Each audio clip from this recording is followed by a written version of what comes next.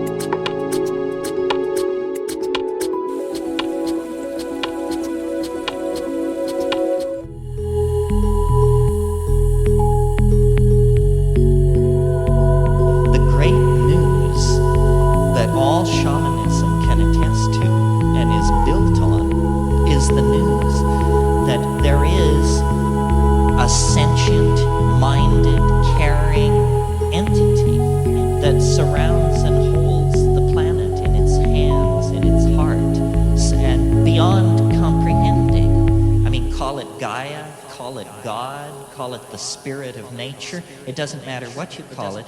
It transcends the rational apprehension of higher primates. And yet it is there. It is there. It is there. It is there. It is there. It is there.